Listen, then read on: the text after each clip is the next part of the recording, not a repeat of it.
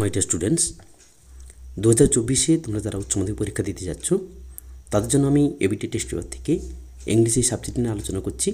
আজকে আমরা আলোচনা করব পেজ নাম্বার 193 নিয়ে। তার চলো শুরু করা যাক। পেজ নাম্বার 193, প্রথমে MCQ prose part. Question number 1, the girl in the story the eyes have it wish to visit. The eyes have it গল্পে মেয়েটি দেখতে চেয়েছিলেন option B hills of Missouri, মিসৌরির পাহাড় দেখতে চেয়েছিলেন। Question number 2, Kalam's father and Pakshi Lakshmana Sastry use to discuss. কালামের বাবা এবং পক্ষী লক্ষ্মণ শাস্ত্রী আলোচনা করতেন অপশান ডি স্পিরিচুয়াল ম্যাটার্স, অর্থাৎ আধ্যাত্মিক বিষয় নিয়ে আলোচনা করতেন। Question number 3, the boy in the story thank you ma'am try to snatch the pocket book to buy. Thank you ma'am গল্পের ছেলেটি পকেট বুক ছিনতাইয়ের চেষ্টা করেছিল টু বাই, কেনার জন্য। Option A pair of blue suit suit, এক জোড়া নীল জুতো কেনার জন্য। Question number 4, the first question of the tsar was about. জারের প্রথম প্রশ্নটি ছিল option C right time for every action, কোনো কাজের সঠিক সময় কোনটি সেটা নিয়ে। চলে আসবো পোয়েট্রিতে। Question number 5, and the strength of the tree exposed. গাছের শক্তি উন্মুক্ত হয়। According to the poet the strength of the tree lies in its. কবির মতে গাছের শক্তি নিহিত রয়েছে অপশান সি রুটস, শেকড়ে। Question number 6, asleep in the valley is written by. Asleep in the valley এই কবিতাটি লিখেছেন option D Rimbaud. Question number 7, in the third quatrain of the sonnet number 18 the poet, অর্থাৎ 18 নম্বর সনেটে তৃতীয় কোয়াট্রেনে কবি option B immortalises his friend's beauty, কবিতার বন্ধুর সৌন্দর্যকে অমর করেছেন। Question number 8, John Keats uses music as a symbol of option a poetry, অর্থাৎ কবি জন কিটস মিউজিক শব্দটিকে ব্যবহার করেছেন পোয়েট্রি অর্থাৎ কাব্যের প্রতীক হিসাবে। চলে আসবো ড্রামাতে। Question number 9, oh unhappy man that I am. আমি কি অসুখী মানুষ। The unhappy man refers to, এই আনহ্যাপি ম্যানটি হচ্ছেন অপশান সি নাটালিয়াস ফাদার, অর্থাৎ নাটালিয়ার বাবা। Question number 10, Chubukov mentions that Lomov's grandfather was. Chubukov বলেছেন যে লোমভের গ্র্যান্ডফাদার অর্থাৎ ঠাকুরদা ছিলেন অপশান বি ড্রাঙ্কার্ড, মাতাল। Question number 11, the area of Oxen Meadows is. Oxen মেডোর আয়তনটি হচ্ছে option B 13.5 acre, 13.5 acre. Question number 12, the weather of the day when Lomov meets Natalia is. যেদিন লোমভ নাটালিয়ার সঙ্গে সাক্ষাৎ করতে যান সেদিন আবহাওয়াটি ছিল option C splendid. My dear student, এখন আমরা চলে আসবো এসিকিউতে, অর্থাৎ শর্ট আনসার টাইপ কোশ্চেনে। প্রথমে prose part. Question number 1, why did the tsar want to know the answers to the 3 questions. Tsar কেন তার 3টি প্রশ্নের উত্তর চেয়েছিলেন। Answer, the tsar wanted to know the answers to the 3 questions to be successful in everything. প্রতিটি কাজে সফল হওয়ার জন্য জার তার 3টি প্রশ্নের উত্তর চেয়েছিলেন। Question number 2, what did Roger try to snatch from Mrs Jones. Roger Mrs জোন্সের থেকে কী ছিনতাইয়ের চেষ্টা করেছিল। Answer, Roger try to snatch the purse of Mrs Jones. Roger Mrs জোন্সের পার্স ছিনতাইয়ের চেষ্টা করেছিল। Question number 3, what was the name of Abdul Kalam's mother. Abdul কালামের মায়ের নাম কী ছিল। Answer, Abdul Kalam's mother was Asiamma. Abdul কালামের মা ছিলেন Asiamma. Question number 4, what food was serve two Kalam in his childhood. ছোটোবেলায় কালামকে কোন খাবার দেওয়া হতো। Answer, Kalam was served rice, sambar, homemade pickle and coconut chutney in his childhood. ছোটোবেলায় কালামকে ভাত, সাম্বার, বাড়ির তৈরি আচার এবং নারকেলের চাটনি পরিবেশন করা হতো।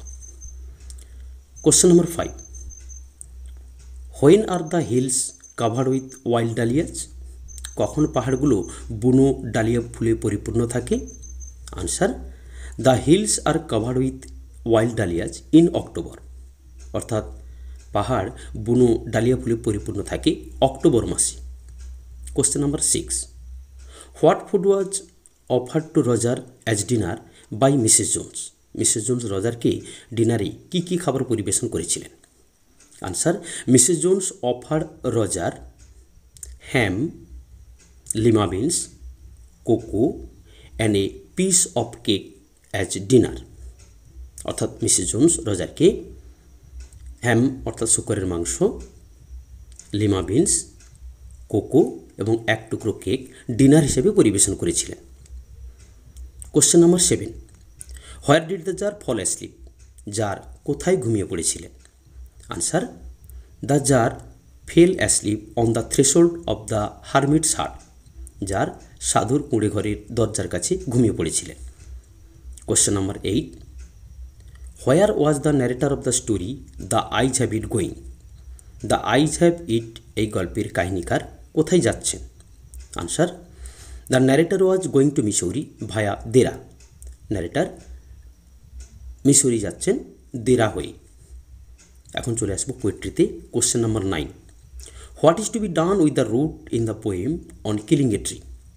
অন কিলিং এ ট্রি কবিতায় শেকড়কে নিয়ে কি করা হবে?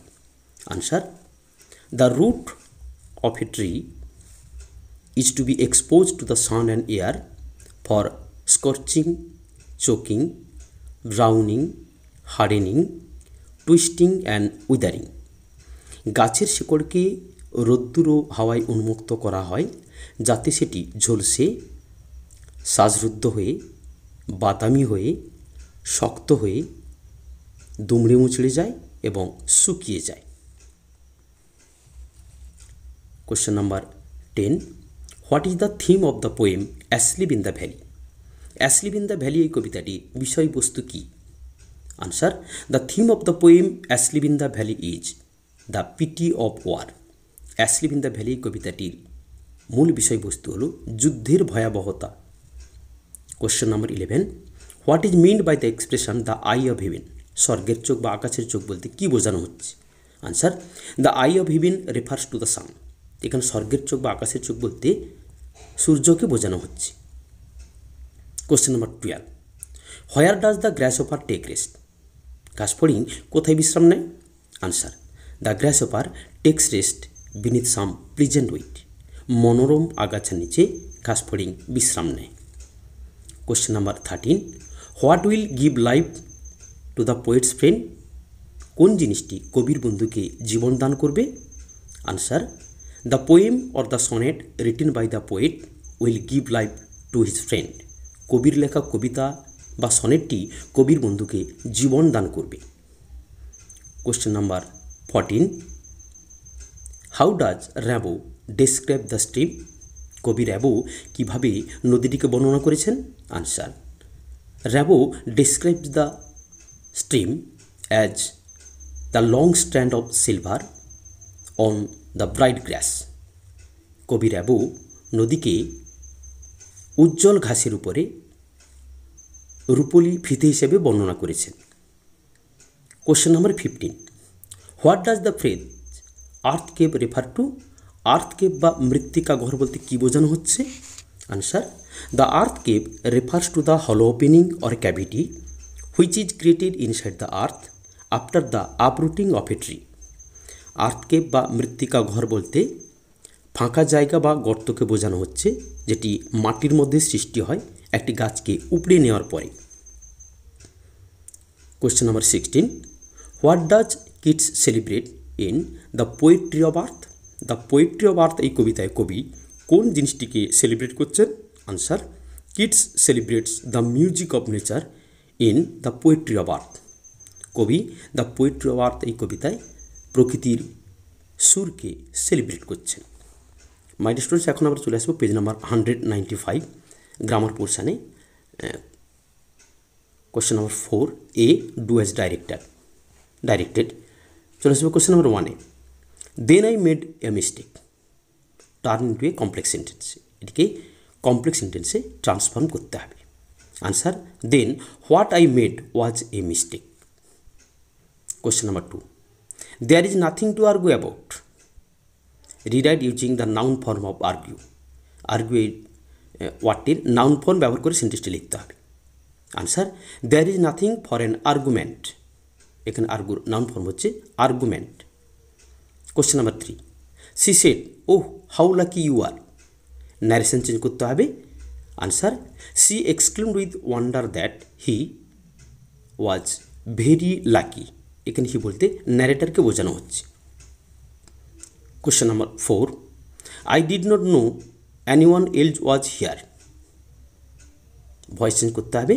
Answer, it was not known to me that anyone else was here. Question number 5, the bleeding bark will heal. Split into simple sentences. এই সেন্টেন্সটিকে ভাঙতে হবে সিম্পল সেন্টেন্সে।